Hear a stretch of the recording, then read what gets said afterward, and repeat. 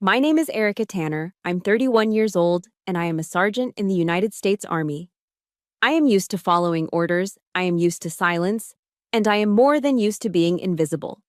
But today, in the most prestigious law office in Washington, D.C., my invisibility was painfully sharp. As the Walker family tore at the general's legacy, his grandson Preston glanced at my uniform, smirked, and said just loud enough for the entire room to hear, "Mr. Daniels, can we speed this up? I'd rather not waste oxygen in the same room as the hired help sent to change an old man's diapers." His words were a knife to my pride, and when his mother, Eleanor, added, "Oh, Preston, don't be like that. She did her job after all." Her payment is in the envelope on the desk. I felt the blood in my veins turn to ice. They thought I was the help. They had no idea that the general's final order wasn't in his will. It was in the old, cold key currently sitting in my pocket. Let me know where you're watching from in the comments, and hit that like and subscribe button if you've ever been made to feel like an outsider by the very people who were supposed to be family. The training kicks in before the mind does. It's a reflex hammered into you through thousands of hours of drills under the blistering Carolina sun. Back straight, chin up, eyes forward. You become a statue of discipline, a silent testament to the uniform you wear. My Army service uniform was perfectly pressed, the brass on my lapels gleaming under the recessed lighting of the conference room. To an outsider, I was the picture of military composure. But inside, I was suffocating.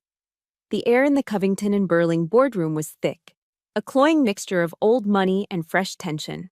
It smelled of rich mahogany, leather-bound books that were never read, and the competing perfumes of the Walker women, heavy floral scents that seemed to wage their own silent war in the middle of the table.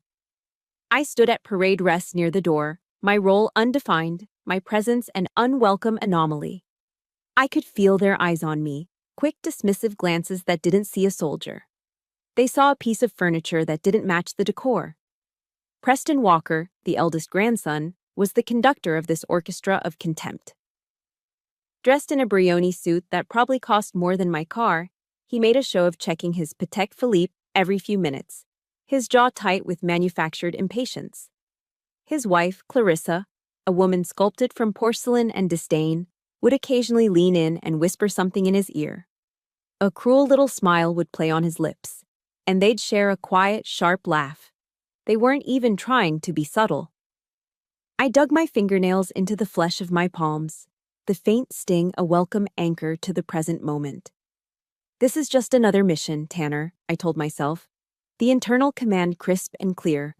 Observe, report, and do not engage. But my body betrayed me.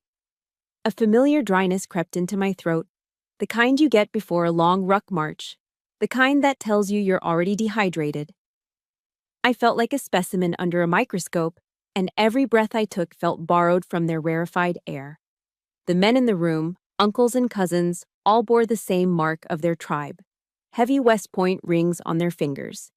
Their conversation was a low hum of defense contracts and upcoming regattas in Annapolis, a language of power I understood but could never speak. They spoke around me, through me, as if I were a ghost.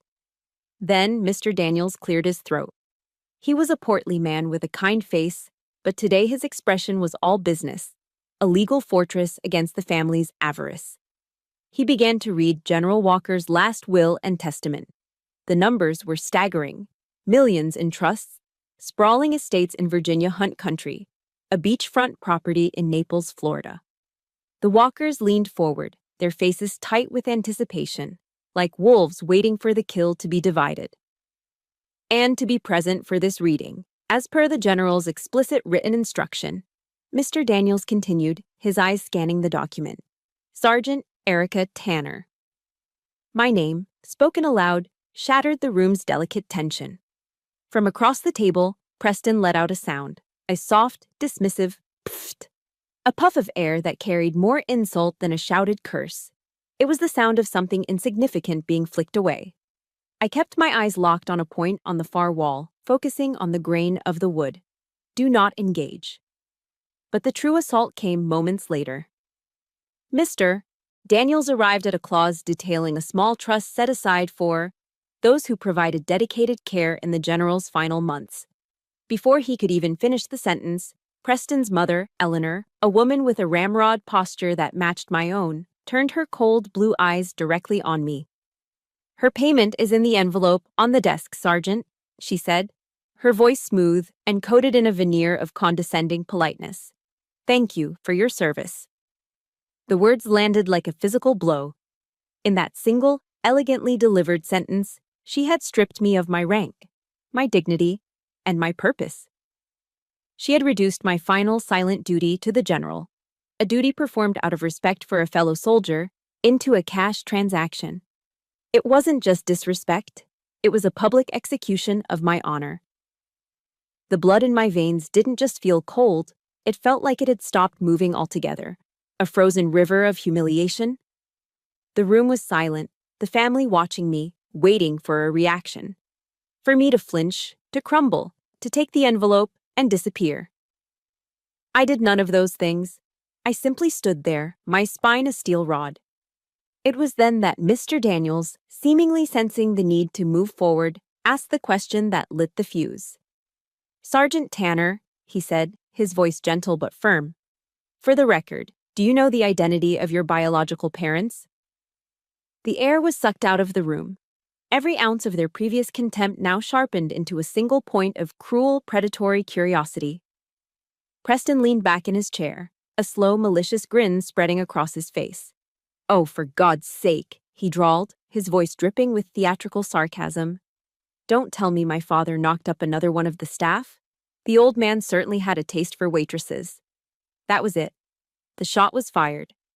It wasn't just at me anymore. It was an attack on my mother, a woman he'd never met, a woman I barely knew myself.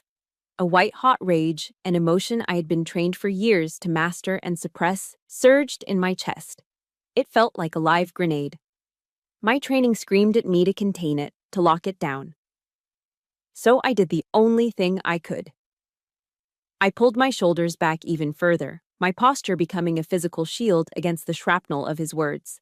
I would not give them the satisfaction of seeing me break. Just as the tension reached its peak, Mr. Daniels brought his hand down flat on the table. The sound was a sharp, authoritative crack that silenced the room instantly. "That is enough, Preston," he commanded, his lawyerly demeanor replaced by the raw power of an executor. "Sergeant Tanner's presence here is a non-negotiable requirement of the generals. All will be explained in due course." He looked at me then, and in his eyes I saw a flicker of something I hadn't expected, a mixture of deep sympathy and a stern command. It was a look that said, "Hold the line, soldier."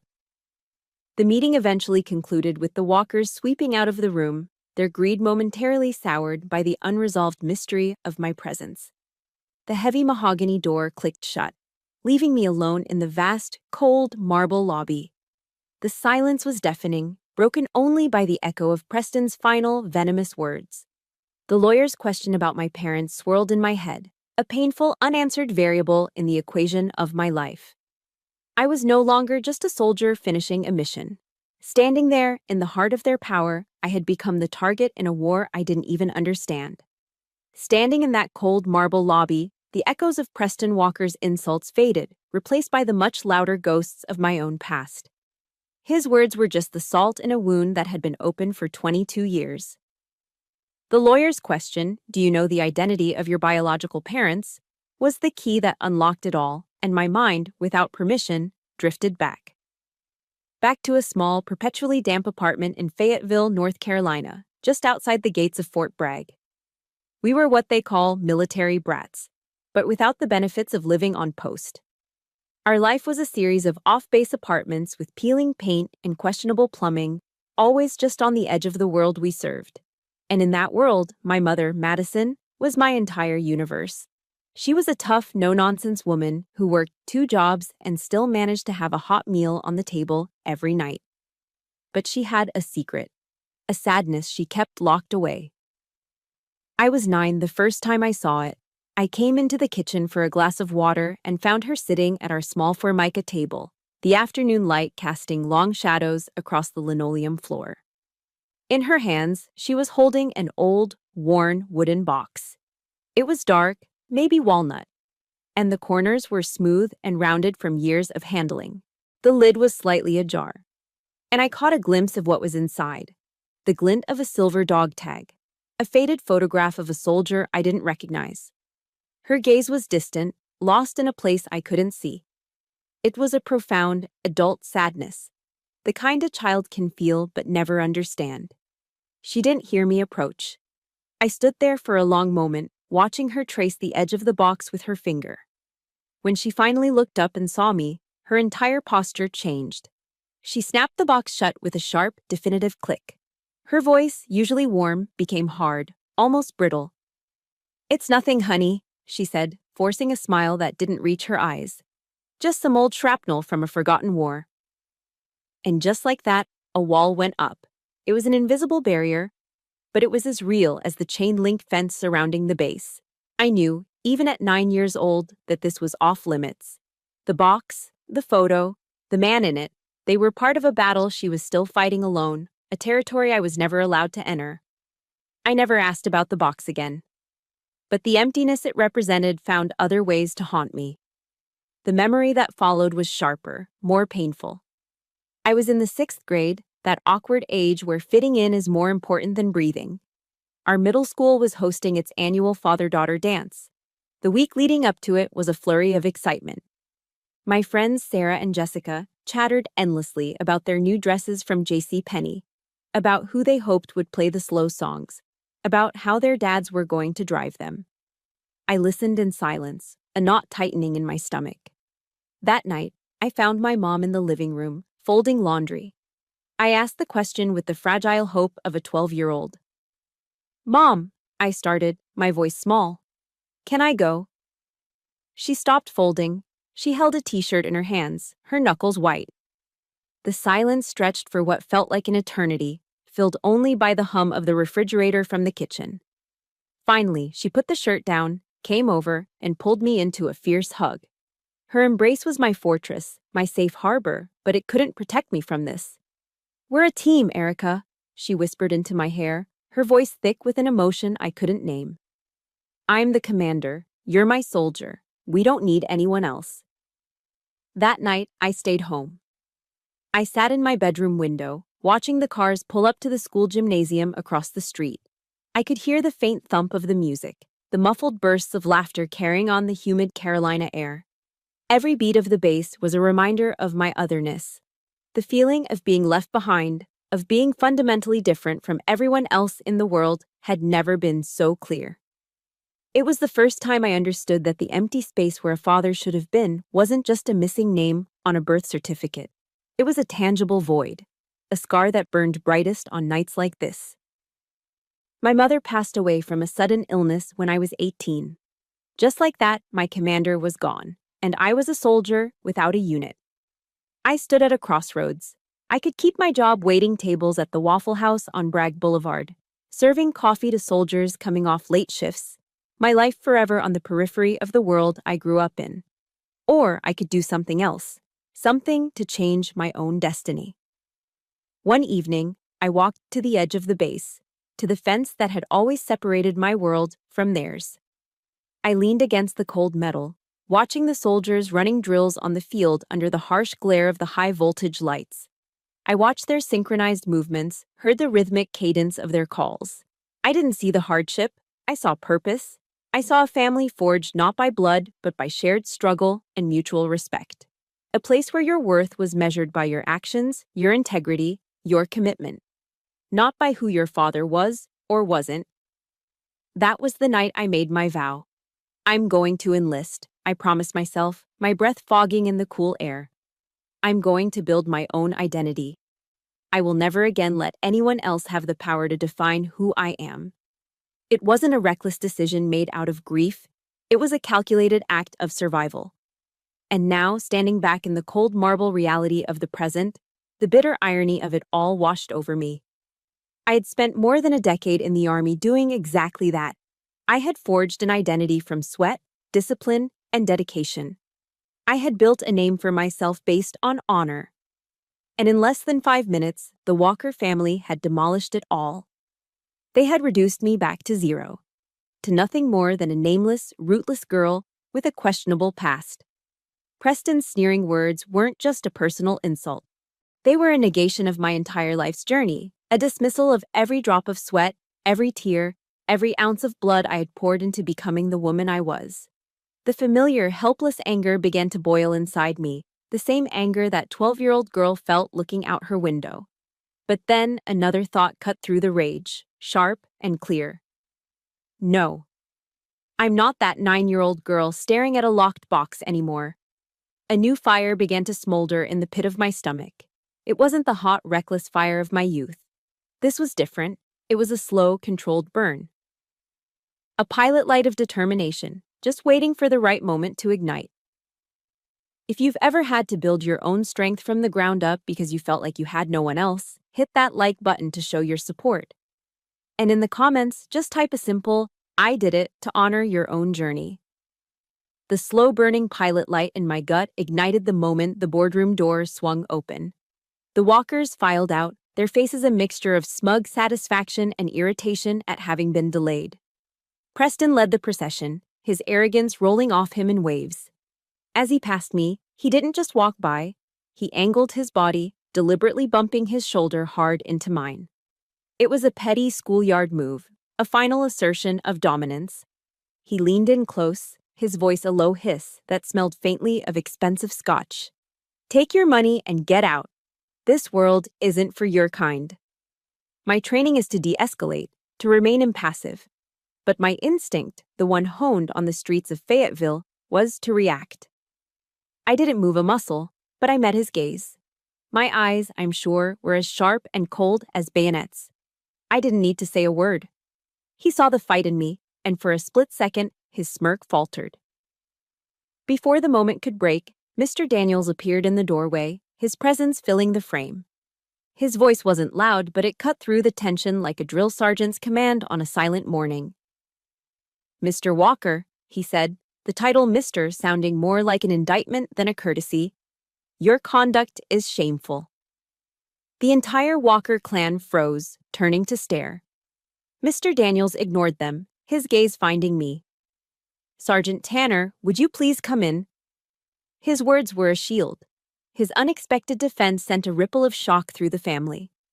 I saw Eleanor's perfectly powdered face tighten, her lips a thin, disapproving line.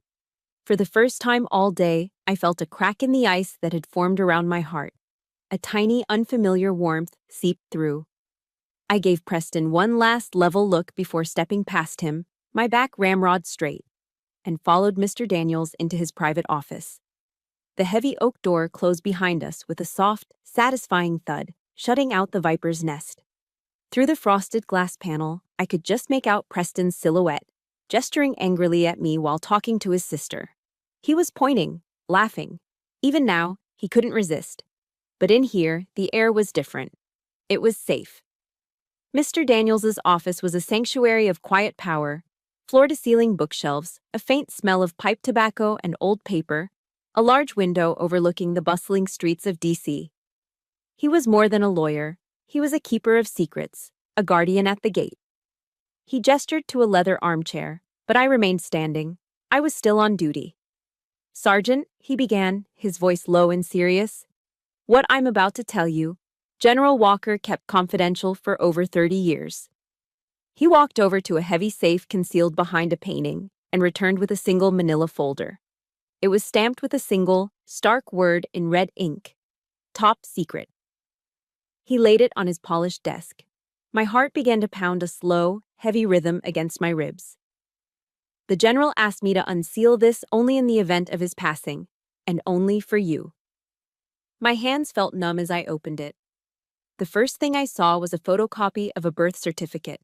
The name on it was foreign to me, Madison Carter. My mother's name. Underneath it was a single sheet of paper with the general's official letterhead. The handwriting on it was shaky, the script of a man whose body was failing him. But the pressure of the pen on the paper spoke of unwavering authority. There were only 6 words. Find her, protect her at all costs. I stared at the words, my mind refusing to process them. Find who? Protect who? Mr. Daniels seemed to read my confusion. In his final days, Sergeant, The general began to suspect a deeper connection between you and his past. It was more than just your shared background at Fort Bragg. It was something in your eyes, he said. Something familiar. He explained that the general, frail and confined to his bed, had spent hours telling him stories, piecing together a puzzle that had haunted him for decades. My assignment to his care, a random posting from the Army Medical Command, had been the final, astonishing piece. Your mother, Mr. Daniels continued, his voice gentle now. Her name was Willow Spears. She was a private first class, a combat medic. He slid a photograph across the desk. It was a grainy, black and white picture of a U.S. Army medical team, dated 1991, Fort Bragg. There were a dozen faces, all young, all smiling for the camera. And in the middle of the back row, I saw her. It was my mother's face, but younger, brighter. Her eyes filled with a fiery passion I had never seen. She looked happy. And standing directly behind her, one hand resting protectively on her shoulder, was a young captain with a confident, easy grin. It was Raymond Walker. He believed, Mr. Daniels said, his words landing like mortar shells, that Willow was his younger sister, the one who disappeared without a trace after a family tragedy. Sergeant, General Walker was your uncle. The room tilted. A grenade had just gone off in my mind, the shrapnel of this new reality tearing through everything I thought I knew. The locked wooden box, my mother's secrecy, her strange, fierce insistence that we were a self-contained unit. Every disconnected piece of my past suddenly slammed together, forming a picture I couldn't yet bear to look at. My mother, a soldier. The general, my uncle. Before I could find my voice, before I could even formulate a question, Mr. Daniels held out his hand. Resting in his palm was a key. It was an old-issue military footlocker key made of brass that had gone dull with age and use. It felt heavy, substantial. This is not part of the will, he said, his tone shifting back to one of official gravity. This is a final order. He closed my fingers around the key. It opens a personal footlocker in the general's study at his private residence in Great Falls, Virginia. He said you would know what to do. He went on to explain the general's reasoning. He hadn't reached out sooner for two reasons. First, he was afraid of disrupting the quiet, hidden life that my mother had so carefully constructed for us. He respected her strategic retreat. And second, more importantly, he feared the greed of his own family. He knew what they were capable of. The request for me to be his caregiver wasn't just for medical support, it was a final reconnaissance mission. A way to see his niece one last time, to confirm his suspicions without alerting the enemy. I looked down at the key in my hand. The cold metal bit into my palm, a solid, tangible piece of a life I never knew I had. This was no longer about their insults. It was no longer about a paycheck in an envelope. This was about a soldier's final command. This was a mission. The brass key felt like a lead weight in the pocket of my uniform as I drove my Ford F-150 out of D.C. The city's angry traffic and concrete canyons slowly gave way to the winding, tree-lined roads of Great Falls, Virginia. This was a different world. Here, power wasn't shouted from skyscrapers. It was whispered from behind 100-year-old oak trees and long, gated driveways. The houses were vast, hidden estates, fortresses of quiet influence belonging to the political and military elite. I followed the GPS until it announced I had arrived. Before me stood a pair of imposing wrought iron gates, flanked by a low stone wall that disappeared into the dense woods. Through the bars, I could see the general's residence, a stately colonial-style brick home that felt less like a house and more like a monument. It looked like a fortress, built to withstand a siege. And parked brazenly in the circular driveway, as if he owned the place, was Preston's silver Mercedes. My heart sank. The fragile sense of purpose I'd been nursing since leaving the lawyer's office evaporated, replaced by a cold dread. I wasn't ready to face them again. Not here. Not in this place that was supposed to hold answers. Taking a deep breath, I pressed the button on the call box. There was a soft buzz, and the heavy gates began to swing inward with a low, hydraulic hum. Waiting at the end of the drive was an elderly woman. She was slender, with a crown of perfectly coiffed silver hair and a crisp gray housekeeper's uniform. She stood with a quiet dignity that seemed to rival the house itself. This had to be Mrs. Avery, the General's longtime housekeeper. As I pulled my truck to a stop, she didn't look at the vehicle. Her eyes, sharp and intelligent, were fixed on me, on the soldier stepping out of it. "Sergeant Tanner," she said. Her voice was warm but carried the formal weight of years of service. It was a voice that commanded respect without ever having to raise it. "Ma'am," I replied, giving a slight nod. "The General said you would come," she continued, a faint, sad smile touching her lips. "He said a good soldier never leaves a mission unfinished." Her gaze flickered toward the main house. I could hear Preston's voice, loud and imperious, barking orders at someone inside. A fresh wave of anger and anxiety washed over me. Mrs. Avery must have seen it on my face. "This way, please," she said, her tone becoming quietly conspiratorial. "Some battles are best fought away from the front lines." She turned and led me away from the main entrance, down a side path made of crushed gravel that crunched softly under my boots. It was a simple, subtle act of protection, but it felt monumental. She was rerouting me, guiding me around the source of conflict, creating a safe passage into the heart of the fortress. As we walked through a manicured English garden, fragrant with late-blooming roses, she was silently telling me something the rest of the walkers never could. You belong here. They were the invaders. I was the expected guest. The path led us to a side entrance that opened directly into a vast, country-style kitchen. The change in atmosphere was immediate and overwhelming. The air here wasn't sterile and tense like the DC law office. It was warm and alive. It smelled of freshly brewed coffee, lemon polish, and something sweet and spicy that instantly made my stomach rumble. Gingerbread. "Please sit," she said, gesturing to a sturdy wooden chair at a large oak table in the center of the room. While I settled, she moved with an unhurried grace, taking a thick ceramic mug from a hook and filling it with steaming black coffee.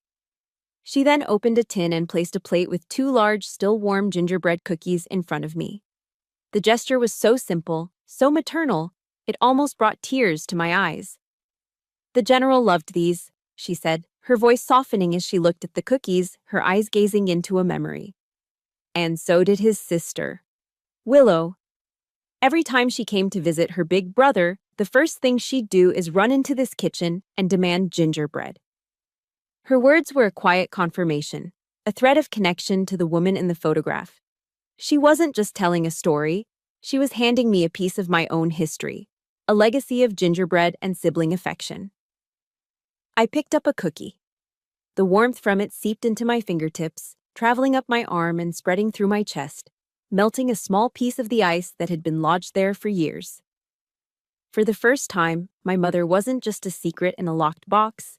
She was a girl who loved her brother and ran into kitchens looking for cookies. She was real. I took a bite. It tasted like home. Or rather, what I imagined home was supposed to taste like. After I finished my coffee, Mrs. Avery stood. "He wanted you to go directly to his study," she said, her voice returning to its gentle, formal tone.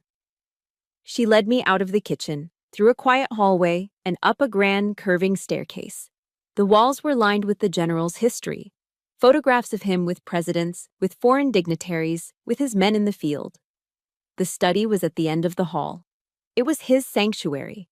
It was exactly as I'd imagined. Walls lined with books on military history and strategy, framed campaign maps from Desert Storm and Vietnam, display cases filled with medals, a silver star, a Purple Heart, a Distinguished Service Cross. And on a stand in the corner, folded with reverent precision, was a worn American flag, the fabric thin from years of service. The room was a testament to a life of honor, duty, and sacrifice. It was everything the walkers, in their Brioni suits and their petty cruelties, were not. And there, tucked away under the massive, imposing oak desk, was what I had come for. An olive-drab, military-issue footlocker. It was old, probably from his days as a young officer. Stenciled on the lid in faded white letters were the words, "Walker, R." I looked from the footlocker to the old brass key in my hand. Everything had led me here. The years of questions, the pain of the father-daughter dance, the vow I made at the edge of Fort Bragg, the insults in the boardroom. It was all a map, and every road had converged on this single, cold, metal box. I knew, with a certainty that settled deep in my bones, that the answer to who I was and who my mother was lay locked inside. I knelt on the hardwood floor of the general's study, the silence of the room pressing in on me. My hands, trained to suture the most complex wounds under pressure, were trembling.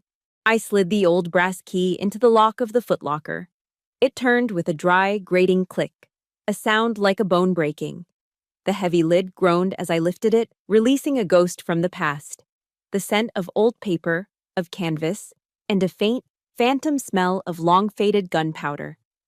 Lying on top was a neatly folded uniform, the fabric yellowed with age. A combat medic's uniform. I lifted it gently, the worn cotton soft beneath my fingers, and underneath it, my breath caught in my throat. It was the photograph from Mr. Daniels's office, the original one. My mother, Willow, her face radiant with a joy I'd never known, dressed in the same uniform I now held. And beside her, Captain Raymond Walker, his arm slung protectively over her shoulder. They weren't just colleagues. They were comrades. They were family. Beneath the photo was a bundle of letters tied together with a faded blue ribbon. The handwriting was a graceful, feminine cursive, yet the confident strokes of the pen spoke of a woman with resolve. I untied the ribbon, my fingers fumbling. I sank to the floor, my back against the cold metal of the footlocker, and began to read. The first letter started simply, "Dearest Raymond, my only ally." My heart ached at the greeting. The early letters painted a picture of a life I could barely imagine for my mother. She wrote of the pride she felt serving at Fort Bragg, the camaraderie, the sense of purpose. She wrote of falling in love with a young soldier, a paratrooper with the 82nd Airborne, a man named David. Her words were full of hope and a simple, unadorned happiness. Then the tone shifted. The light in her letters began to dim. I read the next one, and the world began to spin. "Richard came to the base today, Ray. He drove down from D.C. It wasn't a social call. He knows about David. He does not approve. He said David is just some paratrooper, that his blood isn't good enough to mix with the Walkers. He said I was tarnishing the family name, that I was an embarrassment." My own blood ran cold. Richard, the general's older brother, Preston's father. The architect of the Walker dynasty, a powerful DC insider, a colonel at the time. I could feel the immense weight of his rank, his power, crashing down on my mother, a private first class with nothing but her honor. I picked up the next letter. My hands were shaking so badly I could barely read the words. "Ray, there was an incident in Panama. David." "Oh God, Ray, David is gone. He was killed in action. I've lost him. And now Richard is circling like a vulture. He knows I'm pregnant. He says the child, my daughter, belongs to the family. He says he'll use his power, his connections, to prove I'm an unfit mother and take her from me." A wave of nausea washed over me. I had to stop reading, pressing the heel of my hand against my mouth. My father wasn't just a nameless man. He was a hero who had died for his country. And my mother. My mother hadn't just lost the love of her life. She was being hunted by a monster who shared her blood. I forced myself to continue reading her frantic, desperate script. He says he will raise her in the Walker tradition. He doesn't mean with love, Ray. He means like a tool for his ambition. I saw it in his eyes. It's a madness, a hunger for control. He doesn't want a niece. He wants an asset. The words suffocated me. The Walker tradition. I'd had a taste of it in that boardroom. The arrogance, the cruelty, the belief that they were above everyone else. They hadn't just inherited wealth. They had inherited a legacy of malice. Richard hadn't just threatened my mother. He had declared war on her. The final letter was on a single sheet of wrinkled, tear-stained paper. The ink was blurred in places, a permanent record of my mother's heartbreak. "I have to perform a strategic retreat, Raymond. It's the only way. I can't let him take Elizabeth from me. Don't look for me. Please, I'm begging you. It's the only way to keep her safe. If anyone asks, tell them I was a coward. Tell them I went AWOL. Let them hate me. I would rather carry this shame to my grave than let my daughter fall into his hands. Live a good life, my hero. All my love, Willow. Elizabeth. My name. At the very bottom of the footlocker, lying alone on the cold, hard metal, was a single dog tag. I picked it up. The metal was cool against my skin. I turned it over, and there, stamped into the silver, were the words I'd unknowingly been searching for my entire life. Spears, Elizabeth. That was it. The dam broke. The tears I had swallowed at the father-daughter dance, the tears I had choked back when my mother died, the tears I had refused to shed in that boardroom, they all came at once. A silent, gut-wrenching sob tore through me, the kind that leaves you hollowed out and gasping for air. My mother wasn't a deserter. She wasn't a disgrace. She was a soldier. A soldier who had been faced with an unwinnable battle against an enemy with overwhelming power. So she did what any good soldier would do. She made the impossible choice. She sacrificed her reputation, her honor, her family, everything, to protect her objective, to protect me. I clutched the dog tag to my chest, the sharp edges digging into my skin. The grief was a physical weight, crushing me. But underneath it, something else was stirring. The pilot light of determination I'd felt earlier roared to life, becoming a furnace of pure, cold rage. This was no longer just about my pain. This was about her sacrifice. A sacrifice the walkers had spit on. A sacrifice they would now answer for. My mission had just become crystal clear. This wasn't about inheritance anymore. This was about reclamation. I wasn't just fighting for myself. I was fighting for Private First Class Willow Spears. I was still on the floor of the study, the dog tag a cold, hard promise clutched in my fist. The grief for my mother was a raw, open wound, but the rage was beginning to cauterize it, turning the pain into something focused, something hard. It was in this state of fragile resolve that the outside world invaded. A commotion from downstairs, loud voices, the sound of heavy objects being moved. I pushed myself to my feet, my joints aching, and walked to the doorway of the study, which overlooked the grand two-story foyer. What I saw below made my blood run cold all over again. Preston was there, his voice echoing off the marble floors as he directed two movers. He was pointing a manicured finger at the large, oil-painted portrait of the general that hung above the fireplace. "Take that one first," he commanded, his voice dripping with acquisitive glee. "And the metal display case next to it. They'll look fantastic in the grill room at my golf club." I stood frozen, watching in disbelief. This wasn't about inheritance anymore. This was a desecration. He wasn't just claiming assets. He was looting a shrine. He was tearing the soul out of this house, piece by piece, to use as decor for his shallow, extravagant life. Across the foyer, I saw Mrs. Avery standing in the shadows of an archway, her face pale, her hands clasped so tightly her knuckles were white. She looked utterly helpless, a loyal guardian forced to watch as barbarians sacked her city. The fury in my chest burned hotter. And then, the unthinkable happened. The doorbell chimed. Mrs. Avery moved to answer it, admitting a young soldier, a private from the Army's Old Guard, immaculate in his dress blues.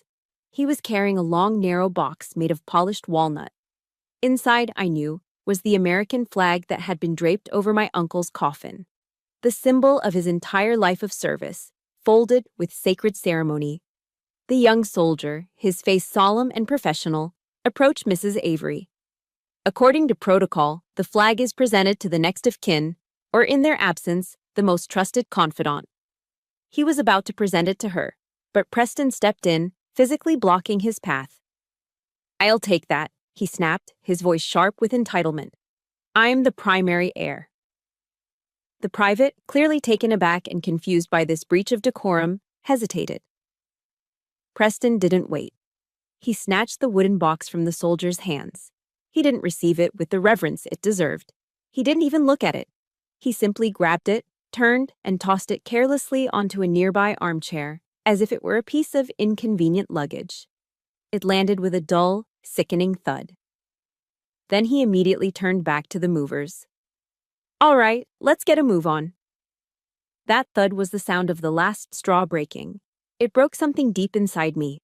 That flag wasn't just a piece of cloth, it was the embodiment of a sacred promise. It was the symbol of the general's sacrifice. It was the flag my mother, Willow, had served.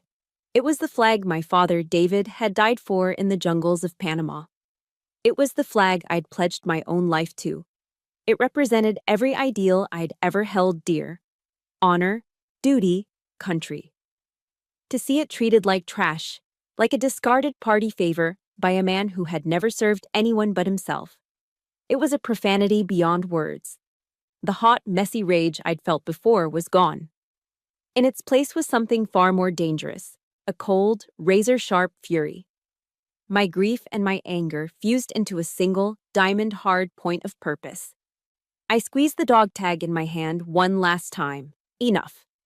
I remembered a quote I'd read in a history book a long time ago, words from Dr. Martin Luther King Jr. That had always stuck with me. Our lives begin to end the day we become silent about things that matter. My silence ended today. I turned and walked back into the study. The room no longer felt like a place of mourning. It felt like a command post. My movements became deliberate, efficient. I was no longer a grieving niece. I was a soldier preparing for an operation. First, reconnaissance. I laid out my mother's letters on the general's desk, my hands steady now. With methodical precision, I took out my phone and photographed every single page, creating a digital record.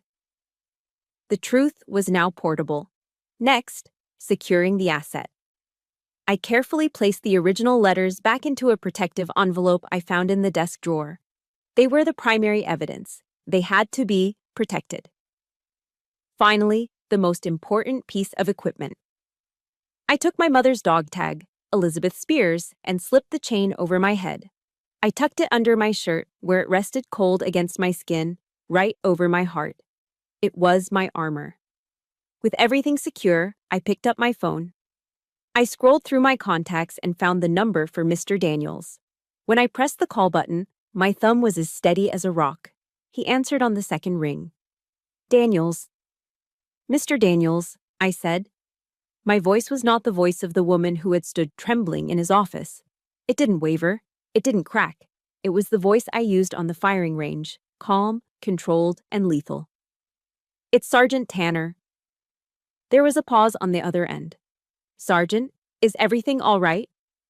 No, sir, I said, my eyes fixed on the scene of desecration still unfolding below me. It is not. It's time to launch a counteroffensive. There are some lines you just don't cross. If you believe honor and respect are more important than money, hit that like button right now. And in the comments, let me know one word, just one, that describes what Preston Walker is. 30 minutes after my call, I was back in Mr. Daniels' office, but this time, it felt different. It was no longer a lawyer's office, it was a tactical operations center. The battlefield was his vast mahogany desk, and I was laying out my ammunition. I placed my mother's letters in a neat line, followed by the photograph of her and the general. And finally, the single dog tag that now felt like the anchor of my entire identity. This is our evidence, I said, my voice crisp and clear. The emotional storm had passed, leaving behind a cold, hard clarity. But the words of the dead can be disputed in court. A grieving daughter's story can be dismissed as emotional. We need something they can't argue with. Something irrefutable. I was thinking like a soldier, analyzing the terrain, identifying weaknesses in my position. My mother's letters were powerful, but a skilled lawyer could paint them as fiction. I needed a kill shot. Mr. Daniels nodded, a look of profound respect in his eyes. He wasn't looking at a client anymore. He was looking at a comrade. The general anticipated this, he said, his voice low. He knew his family. He knew their capacity for denial and deceit. He turned to his safe and retrieved another sealed envelope. Before he passed, he gave me a specific and rather unusual instruction.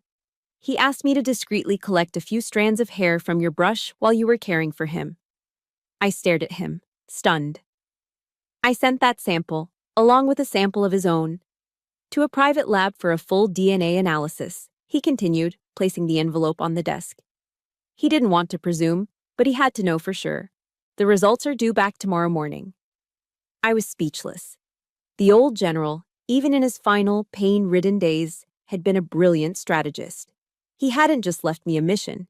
He had laid out the entire campaign, complete with logistics and secret weapons. He had planned for the battle that he knew would come after his death. A fresh wave of admiration and love for this man I barely knew washed over me. He had seen the fight coming, and he had armed me for it. "There's more," Mr. Daniels said, his eyes glancing toward the door. "There is someone else who wishes to speak with you." The office door opened, and Mrs. Avery stepped inside. She walked with the same quiet dignity as before, but now there was a fire in her eyes. In her hands she carried a thick, leather-bound journal. "Sergeant," she said, her voice filled with a new level of deference, "I believe this belongs in your arsenal." She placed the journal on the desk next to the letters. "This is the general's private diary. For 30 years, he wrote in it nearly every week. He wrote about his sister, Willow, about his guilt for not finding her, his regret, his unwavering love for her." She paused, taking a deep breath. "Preston and his father always spoke of her as a family disgrace, a stain on their perfect lineage. This journal proves she was his greatest sorrow and his greatest source of pride. It will decimate their narrative." Mrs. Avery was no longer just the housekeeper. She was the keeper of the archives, the curator of memory, a living witness to the truth. "I will testify to every word," she said, her voice shaking slightly but firm with conviction. "I have stood by in silence for far too long." The three of us stood there for a moment, an unlikely platoon assembled in a DC office: the lawyer, the housekeeper, and the soldier. A team united by loyalty to a fallen commander. The plan came together quickly, like a well-executed field operation. Mr. Daniels would be the commanding officer. He would summon the Walker family for an emergency family meeting the following morning, using the legal pretext of updating an addendum to the will. It was the perfect bait. Their greed would ensure their attendance. I would be the one to deliver the intelligence briefing. I would present the truth, not as a supplicant asking for a share, but as an officer of the U.S. Army, carrying out the final unwritten order of a 4-star general. Mrs. Avery would provide the corroborating testimony, the emotional truth that would support the hard evidence of the letters and the journal. And the DNA results. The DNA results would be the final, undeniable airstrike. I looked at my allies, a powerful attorney who held the keys to the legal kingdom and a loyal housekeeper who held the keys to the family's heart. For the first time in this fight, for the first time in my entire life, I wasn't alone. That night, I didn't return to the general's residence. The thought of sleeping under the same roof as the jackals who were picking it apart was unbearable. Instead, I checked into a modest hotel in Arlington, Virginia, just a short drive from the quiet, hallowed grounds of the National Cemetery. My room was simple, anonymous. I laid my freshly pressed Army service uniform out on the bed. Then I began my ritual, the same one I've performed before every important inspection, every formal ceremony. I took out my polishing kit and went to work on my low-quarter dress shoes. Back and forth, small tight circles with the cloth, the smell of wax polish filling the air. This wasn't about fear or nerves. It was a meditation, a way of focusing the mind before battle. As I worked the leather to a mirror shine, I thought about the man who lay at rest just a few miles away. I remembered him telling me once that the key to any successful operation was to know the terrain and know the enemy's strength before you ever fire a shot. I was following his doctrine. I knew the terrain of their arrogance, and I knew the strength of the truth I now possessed. When the shoes were done, I stood and faced the mirror. I no longer saw the lost little girl from Fayetteville. I no longer saw the humiliated sergeant from the boardroom. I saw Elizabeth Spears Tanner, grandniece of General Raymond Walker, daughter of Private First Class Willow Spears, and the soldier entrusted with defending their legacy. I leaned closer to my reflection, the dog tag cool against my chest. "Tomorrow," I whispered. "Mission accomplished." The next morning, the conference room at Covington and Burling felt like a stage set for an execution. I arrived early, taking my seat at the far end of the long mahogany table. I was in my full Army service uniform, my shoes polished to a black mirror, my posture unwavering. I was not the same woman who had stood meekly in the corner of this room 2 days ago. I was an occupying force. The walkers arrived precisely on time, a flock of expensively dressed vultures descending for what they believed was the final feeding. They moved with an air of annoyed entitlement, their faces masks of impatience.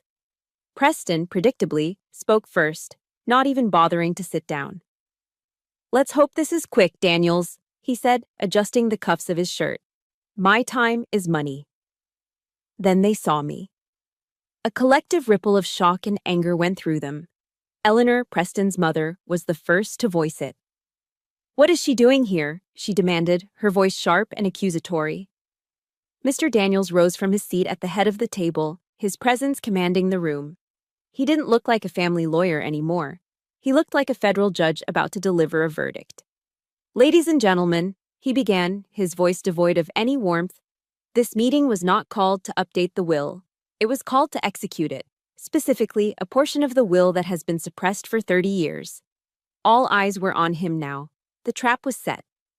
On cue, I stood up. My movements were measured, deliberate. I didn't look at the walkers. I focused on a point on the far wall, just above Preston's head, as if I were addressing a commanding officer. My voice, when I spoke, was calm, clear, and carried the unshakable authority of my rank. By the final order of General Raymond Walker, I am here today to declassify a sealed file. I lifted the olive drab footlocker and placed it on the table. It landed with a solid, definitive thump that echoed in the silent room. I unlatched the lid and retrieved the photograph of my mother and uncle. "This is Private First Class Willow Spears, Combat Medic, United States Army," I announced, holding up the photo for all to see. "Sister of General Raymond Walker, the woman this family falsely accused of desertion and dishonor." A wave of murmurs and denials swept through the Walker side of the table. I ignored them. I reached back into the footlocker and took out my mother's letters. I will now read excerpts from her final correspondence with her brother. And I began to read. I read her words about my father, David, the paratrooper killed in Panama. I read her words about Richard Walker's cruelty, about his threats to steal her child. My voice was a steady, emotionless monotone, the way a soldier reads an after-action report. Each word was a bullet, and I watched them hit their targets. I saw the Walkers' faces shift from smug annoyance to confusion, then to dawning, horrified recognition. The name, Richard, hung in the air like a poison gas, choking them into silence. Every syllable I spoke was a direct indictment of the man who had founded their dynasty, the father of their golden boy, Preston. Preston was the first to break. He threw his head back and let out a wild, barking laugh. It was a terrible, cracking sound, full of panic. "This is ridiculous," he scoffed, his face flushed. "A few dusty old letters? How do we know she didn't just invent this whole pathetic story?" And that was the moment for our reinforcements to arrive. From the corner of the room where she had been standing in silent observation, Mrs. Avery took a single step forward. Her voice, though quiet, was perfectly clear. "I know," she said. Every head swiveled in her direction. "I was there," she continued, her gaze locked on Preston. "I was there when the general received her last letter. I watched him read it in his study. And I watched a 4-star general weep like a broken-hearted boy." Preston opened his mouth to retort, to dismiss the loyal housekeeper as he had dismissed me. But he never got the chance. Mr. Daniels played his final card. "While testimony and correspondence can be questioned," he said, his voice booming with legal authority, "scientific fact cannot." He clicked a button on a remote. A large screen descended from the ceiling, humming to life. Displayed on it was the official letterhead of a certified DNA diagnostics lab. There were 2 genetic profiles, side by side. One labeled Walker, Raymond, General, U.S. Army. The other, Tanner, Erica, Sergeant, U.S. Army. And below them, in bold red letters that seemed to burn into the very air of the room, was the conclusion. paternal uncle-niece. Relationship, probability. 99.9999%. The room fell into a dead, suffocating silence.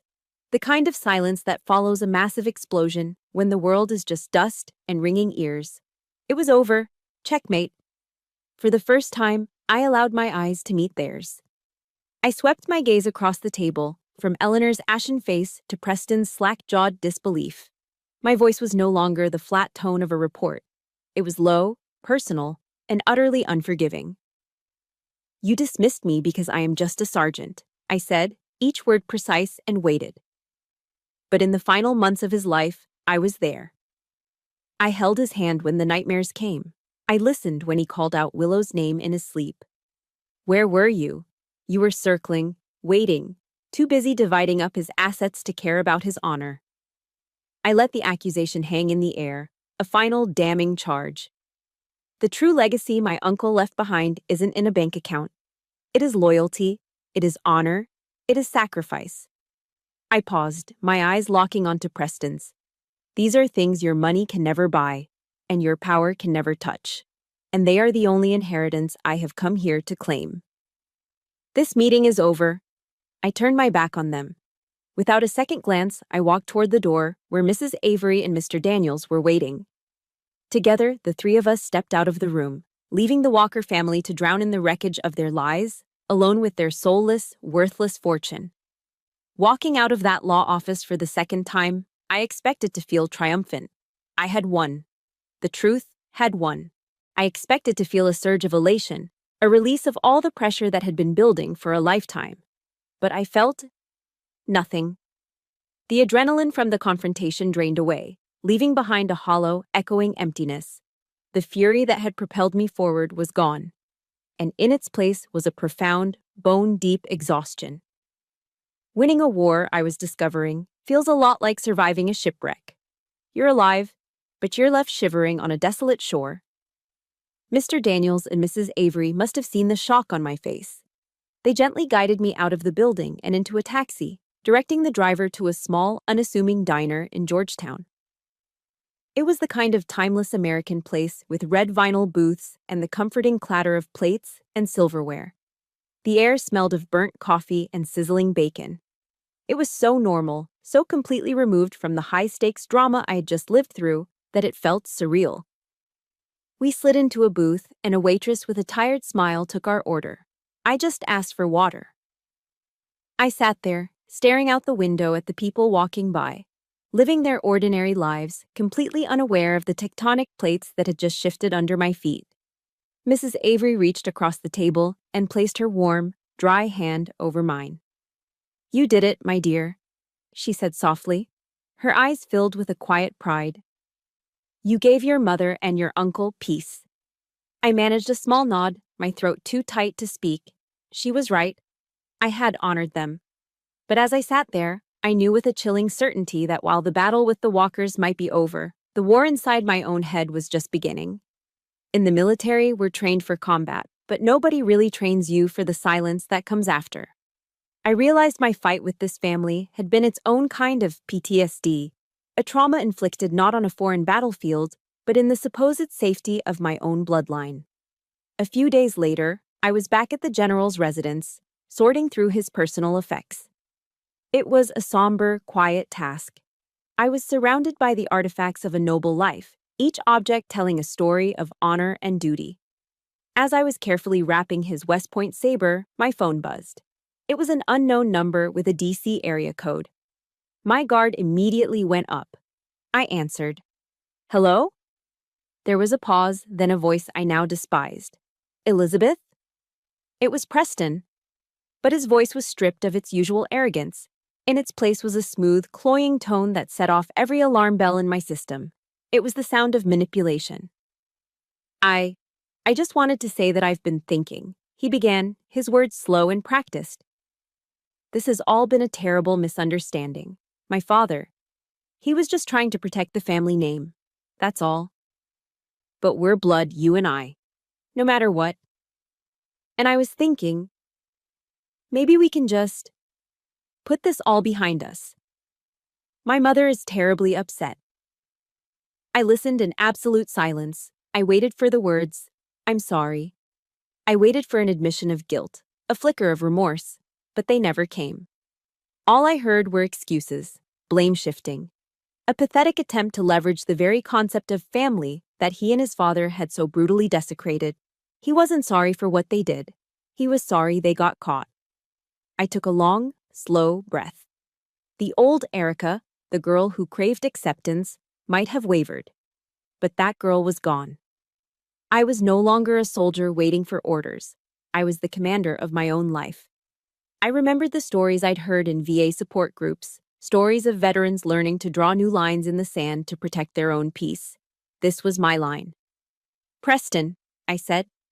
My voice was as cold and hard as the steel of my mother's dog tag. "First," I said, "you will address me as Sergeant Tanner. Second, there was no misunderstanding. There was only greed and cruelty.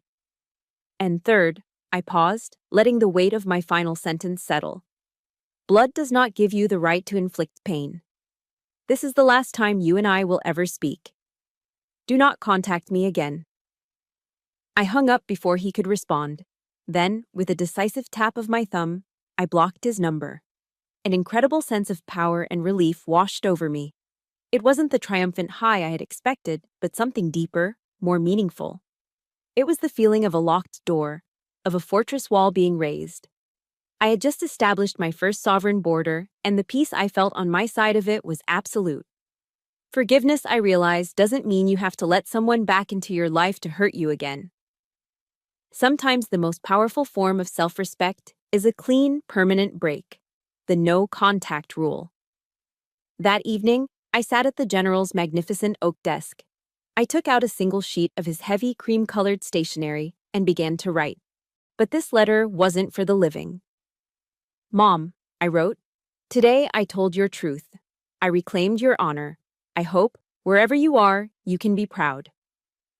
I'm no longer Madison Carter, the woman who had to run. I am Sergeant Elizabeth Tanner, and I'm going to live the life you sacrificed everything to give me." When I was finished, I folded the letter carefully. I walked over to the olive drab footlocker, the one that had held her story for 30 years. I placed my letter inside, right beside the faded blue ribbon that had bound hers. Then, I closed the lid. It shut with a soft, final click. A chapter of my life, a chapter of pain, of secrets, of running, was finally, truly, over. After the legal dust had settled and the walkers had retreated into their gilded silence, Mr. Daniels summoned me to his office one last time. There was no tension in the air now, only a quiet sense of closure. He handed me a final envelope, this one thick and heavy, sealed with the general's wax signet ring.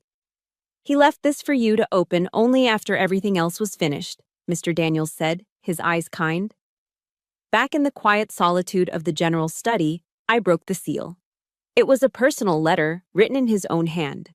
The script was frail, but the words were as strong as steel. He addressed it to both sides of me. "To Sergeant Tanner," it began, "and to Elizabeth, my dear niece." He wrote of his pride in learning that I had followed the family tradition of service, that I had chosen a life of honor just as he and his sister had. He wrote of his regret for the lost years, for the silence that had been imposed by his older brother's tyranny. And then he gave me my final orders. A single paragraph that would redefine my future, my purpose, and my entire life. "The assets I have left to you are not a gift for a life of leisure. Consider them instead to be the logistical support for your next mission. Use them to serve other soldiers, the ones who were not as fortunate as we were. Build something that heals. That is the true legacy of the Walker name, the one worth fighting for." I read the sentence again and again, the words blurring through my tears. This wasn't a suggestion. It wasn't a request. Coming from a 4-star general, this was a direct order. And it was the greatest order I'd ever received. I did not sell the estate. I did not move away. I honored his command. The grand residence in Great Falls, once a symbol of the Walkers' cold ambition, was about to become something new. With the entirety of the inheritance as my operational budget, I began the largest mission of my life: to transform the house into a fortress of healing. We called it the Walker Spears Center for Veteran Support, a name that honored both my uncle's legacy and my mother's silenced sacrifice. I ran the project with the discipline of a non-commissioned officer. The grand ballroom, where the Walkers had once hosted lavish parties, became a state-of-the-art physical therapy facility. The library, once filled with unread classics, became a quiet space for mental health counseling and group therapy sessions. The general's study, my command post, remained untouched, a tribute to the man whose vision had started it all. And Mrs. Avery, my first and most loyal ally, accepted the position of executive director, running the daily operations with the same grace and efficiency with which she had run the household for 40 years. Together, with a small team of dedicated professionals, we built a new kind of fortress, not for war, but for the warriors who had survived it. The opening day was a crisp autumn afternoon. The grounds were filled with veterans and their families, their quiet conversations and occasional laughter a stark contrast to the angry, grasping voices that had once echoed here. I stood near the entrance, greeting each person, my heart full. And then through the crowd I saw a familiar figure hesitating by the newly painted gates. It was Preston. He wasn't wearing a designer suit. He was in faded blue jeans and a plain gray t-shirt. He looked smaller, diminished, stripped of the armor of his wealth and arrogance. He walked toward me slowly, his eyes fixed on the ground, unable to meet my gaze. He stopped a few feet away, shifting his weight awkwardly. I waited, my posture neutral. He started, his voice barely a whisper. Could I help paint the fence? He didn't say he was sorry. An apology from him at that point would have been meaningless, another hollow word from a man who had used them as weapons. Instead, he offered an act of service, an act of labor, a small, humble gesture of wanting to contribute to the very thing he had once despised. I looked at him for a long moment. I saw the ghost of the arrogant man in the boardroom, but I also saw something new, a flicker of shame, a hint of a man untethered from the toxic legacy of his father. I didn't feel anger anymore. I didn't feel anything at all, except a quiet sense of finality. I gave a single, sharp nod. It wasn't forgiveness. It was a ceasefire. It was an acknowledgement that even the most shattered things could, perhaps, begin to be mended. Not with words, but with work. He turned and walked toward the supply shed, and I let him go. The story ends on an evening much like that one, a few months later. I was standing on the front porch of the center, watching the American flag, the general's flag, now flying proudly on a new pole, billow in the twilight breeze. The air was cool, smelling of wood smoke and fallen leaves. A young Marine, a double amputee, wheeled himself up beside me. He had been one of our first residents, arriving sullen, angry, and lost. Now his eyes were clear. "Thank you, Sergeant," he said, looking out at the sunset. "This place, it saved my life." I smiled, a real, genuine smile that reached my eyes. "Just following orders, Marine," I replied softly. My past was no longer a wound. It was a map. It had been a long, brutal, and painful journey, but it had led me exactly where I was meant to be. I finally understood that General Walker's true legacy wasn't in a vault in downtown DC, or in the medals in his study. It was here. It was in the quiet courage of this young Marine. It was in the laughter I could hear coming from the dining hall, where soldiers were sharing a meal, no longer alone. It was in the families being pieced back together in the counseling rooms. I was his living legacy. And this was a mission I would proudly carry out every single day for the rest of my life. My story isn't just about the family we're born into, but the family we build and the purpose we find. It's about turning pain into power. My past doesn't define me anymore. My mission does. Thank you for being here and listening to my journey. If this story resonated with you, please hit the like button and subscribe for more stories of resilience and survival. Most importantly, if you or someone you know is a veteran in need, remember that you are not alone. There is always a new mission waiting.